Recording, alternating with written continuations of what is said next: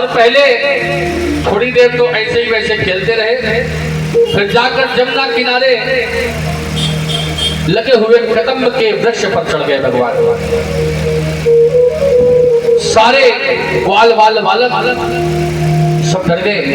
अरे कन्हैया वहां मत चढ़, वो स्थान सुरक्षित नहीं है, यदि जमुना में गिर गया तो कालिया नाग तो है डसले को। कन्हैया कह रहे हैं तुम लोग मुझे इस कालिया नाग का डर दिखा रहे हो, कुछ नहीं होगा, मुझे इस कालिया नाग से बिल्कुल भी डर नहीं लगता। क्यों?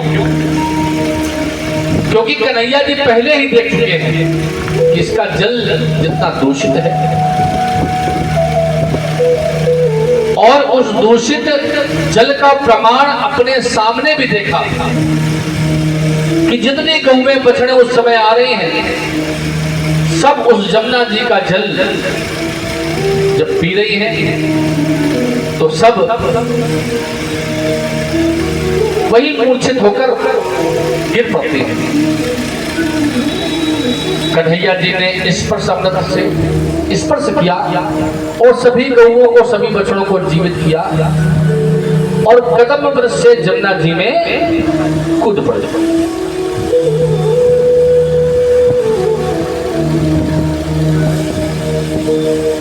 जब भगवान जमुना जी में कूदे तो कालिया नाग की कई पत्नियां हैं, उन्होंने जैसे देखा ये बड़ा सुंदर मनोहर रूपवान बालक, ये कौन है? कन्हैया से तो नजर नहीं हटती, कौन है? आई पास में पूछने लगी, रे बालक तू यहाँ कैसे आ गए हो? और ये तो तेरा सौभाग्य है, तेरी अच्छी किस्मत है कि हमारे स्वामी अभी शयन कर रहे हैं, सो रहे। भगवान बोले यदि सो रहे हैं तो इस दुष्ट को उठाओ इसे, मैं इसी दुष्ट से मिलने का आया हूं, इसी दुष्ट से भेंट करने आया हूं, जगाओ इसको। पत्नियां कहने लगी, वे बालक क्या तुम्हें हमारे स्वामी की शक्ति का एहसास नहीं है जो तुम इस बल से बोल रहे हो, अपनी आवाज को इतना ऊंचा करके बोल रहे हो? और जैसे ही आवाज ऊंची करने की बात कही, कन्हैया जी ने एक बार और जोर से आवाज लगा दी, देख कालिया उठ और मेरे सन्मुख आ। जैसे ही जोर की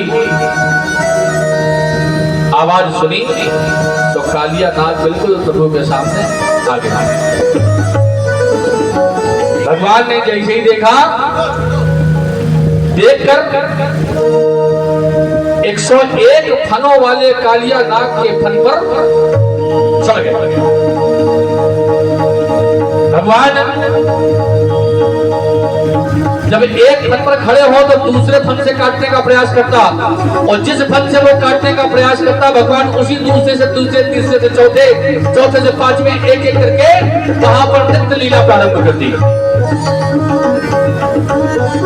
और भगवान का नृत्य इतना घोर हुआ कि सारे फन कालिया नाग के लहू लुहान हो। भगवान का नृत्य चल रहा है और भगवान उसी कालिया नाग के फनों पर नाच रहे हैं। भगवान की महिमा, भगवान की लीला स्वयं भगवान जान सकते हैं। किसी ने कहा, भाव है किसी का, बड़ा सुंदर भाव है यहाँ पर, कि भगवान यदि किसी को दंड भी देते हैं तो दंड देने से पहले उस पर कृपा का भाव रखते हैं। कौन सी कृपा का भाव? कि इतनी उद्दंडता करने के बाद भी जब कालिया नाग के पास पहुंचे तो कालिया नाग के सर पर, उसके फन पर अपने चरण रख दिए। जिसके सर पर भगवान के चरण हो, ये क्या है? कृपा ही तो है। ये कृपा ही तो है भगवान की।